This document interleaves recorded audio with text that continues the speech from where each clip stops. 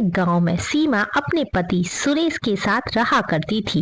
वो लोग बहुत गरीब थे। वे अपनी गरीबी की वजह से घर खर्च चलाने के लिए अपने घर के बाहर ही सब्जी चावल बेचा करते थे, जिससे उनका घर खर्च आराम से चल रहा था। एक दिन सीमा सब्जी बनाने जा रही थी तो उसके पति ने कहा, सीमा, मैं सोच रहा हूँ क्यों ना आज हम दूसरी सब्जी बनाएं। रोज एक ही सब्जी बेचेंगे तो ग्राहक कम आएंगे। ये तो आपने बहुत अच्छा सोचा है। तो बताइए आज किसकी सब्जी बना लूं? ऐसा करो, आज तुम छोले की सब्जी बना लो, कल हम फिर किसी और की बना लेंगे। यह सुनकर सीमा ने ऐसा ही किया और फिर उन्होंने अपना ठेला घर के बाहर लगा लिया। तभी वहाँ पर गांव का एक आदमी आता है और उसने सुरेश से कहा, अरे भैया, तुम अपने घर के बाहर ही क्यों ठेला लगाते हो? इसे गांव में क्यों नहीं घुमाते? देखो भैया, जिसे खाना होगा वो यहीं आ जाएगा, और मुझे वैसे भी पता है पूरे गांव में घुमाऊं या एक जगह लगाऊं, ग्राहक तो उतने ही खाने वाले हैं। ये तुमने ठीक कहा भाई। आज किसकी सब्जी बनी है? रोजाना तो तुम एक ही सब्जी बेचते हो। आज छोले की सब्जी है और आज राजमा चावल बनाए हैं। ये सुनकर सुरेश ने एक प्लेट लगाई और आदमी ने खाया, पैसे दिए और वहाँ से चला गया। उस आदमी के जाने के बाद अच्छा हुआ आज आपने छोले बनवा दिए, नहीं तो आज ग्राहक बहुत कम आते। हाँ, मैंने इस बारे में सोचा था। अब हम लोग इसी तरह सब्जी बनाया करेंगे। धीरे धीरे समय गुजरता जा रहा था। उन दोनों का गुजारा इसी तरह से हो रहा था। एक दिन सीमा अपने पति से बोलती है, आजी, कब तक इस तरह चलता रहेगा? क्या हुआ? तुम किस बारे में बात कर रही हो?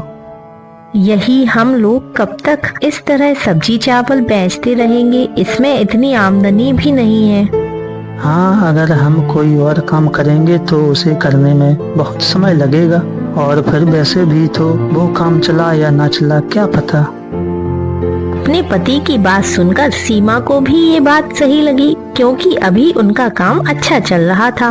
ये तो आपने बिल्कुल ठीक कहा। ठीक है, चलिए मैं आती हूँ, आप तब तक ठेले पर सामान लगाइए। इसके बाद सुरेश ने सब्जी चावल का ठेला लगाया और आराम से बैठ गया। तभी वहाँ पर एक आदमी आया जो देखने में बहुत गरीब था। उसने सुरेश से कहा, भैया, मुझे बहुत तेज भूख लगी है, क्या मुझे एक प्लेट सब्जी चावल खिला दोगे? हाँ हाँ भैया, अभी देता हूँ। अरे भैया, मेरे पास पैसे नहीं है। ये सुनकर सुरेश ने उस आदमी को ऊपर से नीचे देखा और कहा, कोई बात नहीं, आप खा लीजिए। इसके बाद सुरेश ने उसे एक प्लेट सब्जी चावल खिला दिए। तभी वहाँ पर सीमा आ गई और फिर आदमी ने कहा, भैया, एक प्लेट और दे दो, इसमें मेरा पेट नहीं भरा। ठीक है भैया, ये लो, खा लो। ये कहकर सुरेश ने उसे दूसरी प्लेट और दे दी और वो आदमी सब्जी चावल खाकर चला गया। जिस पर सीमा काफी हैरान होकर बोली, अरे, इस आदमी ने तो पैसे दिए ही नहीं। मुझे पता है उसके पास पैसे नहीं थे, इस वजह से मैंने उसे फ्री में ही खिला दिया। पर इस तरह तो हमें नुकसान हो गया ना। कोई बात नहीं, वैसे भी भगवान ने मुझे खिलाने वाला बनाया है, तो हमें किसी को मना नहीं करनी चाहिए। यह सुनकर सीमा बहुत खुश हुई कि उसके पति की इतनी अच्छी सोच है। इसके बाद वे दोनों आराम से ठेला चलाने लगे और सब कुछ सही चल रहा था।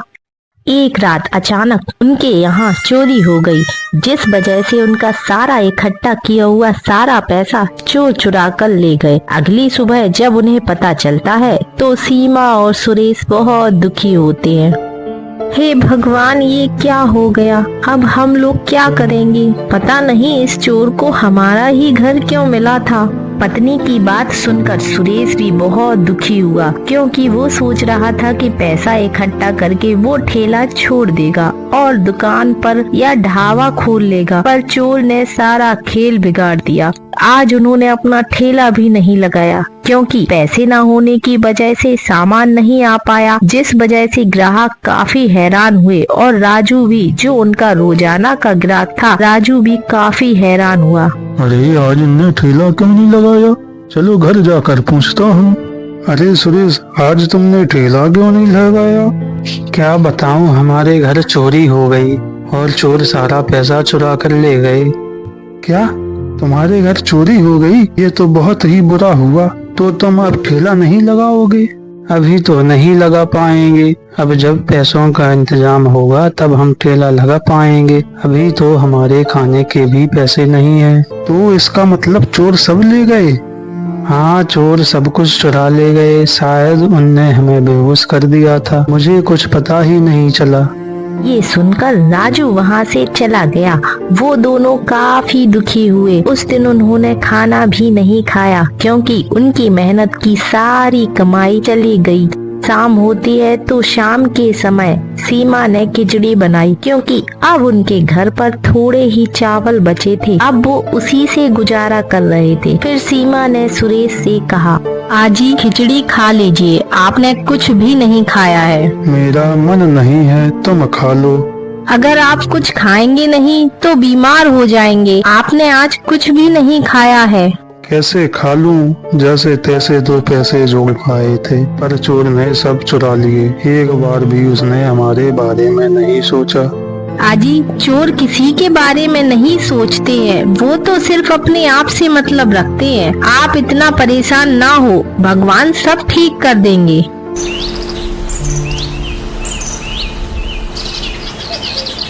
वहीं दूसरी तरफ वो गरीब आदमी फिर से सुरेश के ठेले पर आया और वहाँ उसे सुरेश नहीं मिला। तो उसने वहीं पर एक आदमी से कहा, अरे आज इनने ठेला नहीं लगाया क्या? नहीं भैया, आज इनके घर पर चोरी हो गई, इस वजह से। क्या चोरी हो गई? ये सुनकर वह आदमी वहाँ से चला गया। अगली सुबह होती है तब भी वो लोग ठेला नहीं लगाते हैं क्योंकि अभी उनके पास पैसे ना होने की वजह से वो आज भी ठेला नहीं लगाते हैं। इसके बाद सुरेश ने कहा, मैं बाहर काम ढूंढने जा रहा हूँ। काम ढूंढने पर क्यों? अरे अब पैसे नहीं है तो पहले मैं कहीं मजदूरी करूँगा, फिर मजदूरी करके जो पैसे मिलेंगे उन्हीं पैसों से मैं सामान ले आऊँगा, जिससे फिर से हम अपना ठेला लगा सकेंगे। ठीक है जी, आप जाइए। ये सुनकर सुरेश घर से जाने लगा। तभी वहाँ पर एक आदमी आया और उसे देखकर सुरेश काफी हैरान हो गया और बोला, अरे आप कौन हैं? आप मुझे नहीं जानते, पर मैं आपको अच्छी तरह से जानता हूँ। ये सुनकर सुरेश काफी हैरान हुआ। तभी वहीं सीमा भी आ गई। इस पर सुरेश ने कहा, अच्छा आप अंदर आइए। आदमी अंदर आया और बोला, मुझे पता चला आपके घर चोरी हो गई और आपका बहुत नुकसान हो गया। हाँ ये बात सही है, पर मैंने आपको पहचाना नहीं।